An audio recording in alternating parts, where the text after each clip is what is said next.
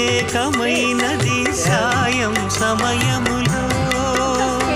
మనసు మనసులో లీనమైనది మమతల మబ్బు మబ్బుతో ఏకమైనది సాయం సమయము